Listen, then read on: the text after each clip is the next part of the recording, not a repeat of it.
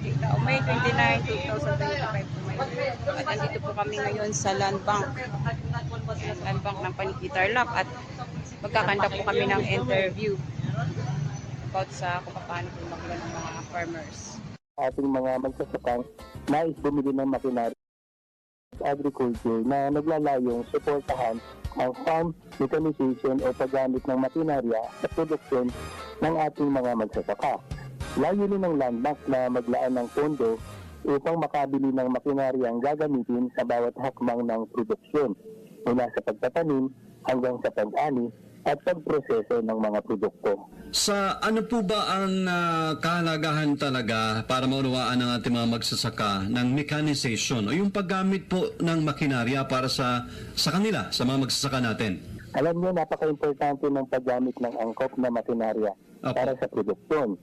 Dahil makatutulong ito upang pag-aanin at pabilisin ang gawain ng ating mga magsasaka sa bukid.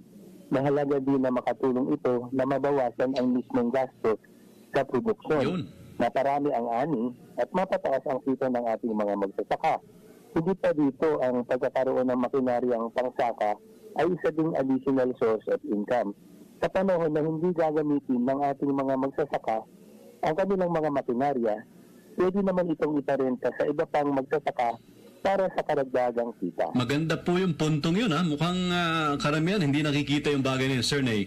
Pero sino-sino yung pwede ho talaga kwalipikadong humiram dito sa ilalim ng ating programang ito? Magandang balita, Buddy. Apo. Dahil maaaring humiram sa ilalim ng Agri-Mechanization Financing Program ang mga kooperatiba, LGUs, at mga negosyong classified bilang sole proprietorship, partnership o korporasyon. Sa pamamagitan ng pagkakaroon ng mas maraming makinarya sa iba't ibang parte ng bansa, maraming maliliit na magsasaka ang magkakaroon ng pagkakataon na makagamit ng makinarya para sa kanilang produksyon. Halimbawa nito, ang pagkakaroon ng mga kooperatiba ng sarili nilang makinarya na maaaring gamitin ng kanilang mga miyembro. Ano-ano naman po yung mga proyekto na pwedeng pondohan, Sir Ney?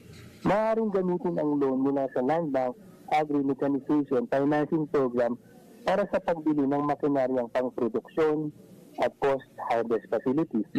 Pwede rin itong gamitin bilang pondo ng mga negosyong nag-aalok ng tractor services para sa land preparation, pagtatanim at pag-aani.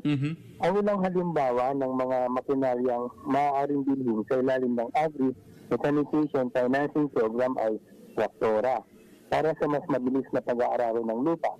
Maaaring bumili ng harvester para sa mas mabilis na pag-ani ng mga pananim, o kaya ay transplanter para sa maramihang pagtatanim ng seedlings o punla.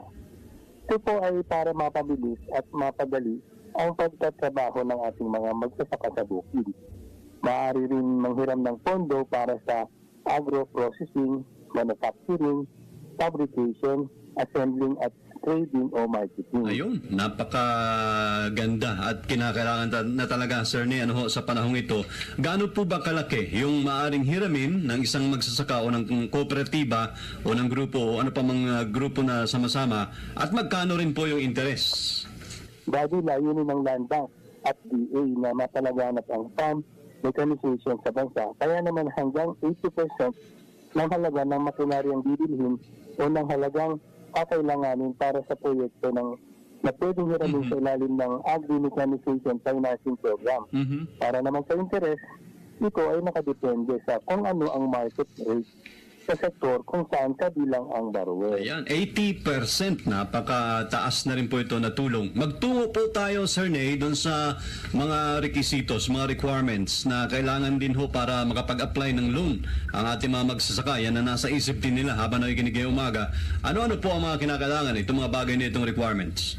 Ang ilan sa mga pangunahing requirements para sa sole proprietors ay certificate of registration mula sa DTI, biodata ng borrower o proprietors, business plan kung saan nakasad ang financial projections, source of equity, at listahan ng suppliers o buyers. Para naman sa mga kooperatiba,